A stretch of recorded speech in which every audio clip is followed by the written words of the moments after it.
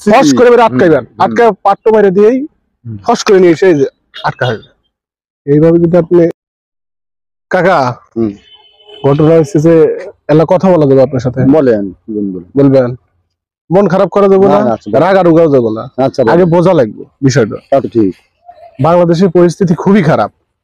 কি এদিক তাকান, খারাপ কিনা?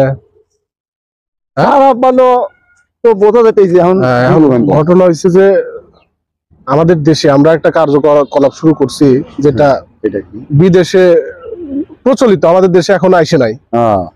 সেটা হচ্ছে আমি বিদেশ থাকছি, 6 মাস বিদেশ থাকছি, তারপরে দেখলাম যে খুব একটা উন্নতি করতে পারি নাই, যার কারণে আমি ওই দেশে কিছু কালচার গুলা দেখছি যে কেমনে কি করা যায়। তো আমাদের দেশে দেখতেছি বর্তমান গ্যাসের খুবই সংকট।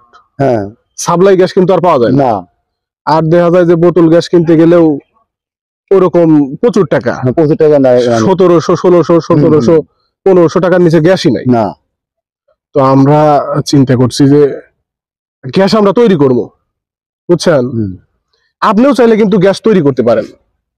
কেমনে জানি এ কি কয়, গরুর যদি গ্যাস হয় মানুষের কি গ্যাস হয় না? আচ্ছা, এখন ঘটনা হয়েছে যে আমরা যে কার্যক্রমটা চালাচ্ছি এই ইদানিং কালে অনেক জায়গাতেই আমরা এটা শুরু করে দিচ্ছি অলরেডি। তো আমরা যেখানে যাই সবাইকে এইটা দেই, পরামর্শ দেই যে আপনার ভিতরেও গ্যাস আছে, আমার মধ্যেও গ্যাস আছে, সবার ভিতরেই গ্যাস আছে, বুঝছেন? সেটা কেমন, সেটা আমরা যে পাদ মারি, পাদ কিন্তু একটা গ্যাস, এটা কি আপনি বোঝেন? কারণ পাদ মারলে কিন্তু প্রচুর গন্ধ, ওইটা যদি পিছনে আপনি পা দেওয়ার আগে যদি আগুন ধরায় দেন, একেবারে আগুন হাসা যাবো না, হাসা যাবো না, হাসার কোনো কথা না, সিরিয়াস কথা।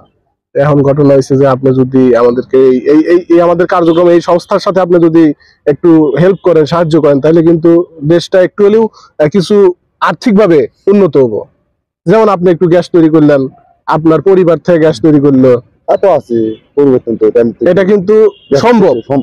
তখন কিন্তু আমাদের অর্থনীতির দিক দিয়ে আমরা একটু সচ্ছল হব, দেশের সম্পদ, এটা সম্পদ হবো। কাকা আমি একটা এই যে বোতল নিয়ে আসছি, এই বোতলটাতে আপনার গ্যাস তৈরি করা লাগবে।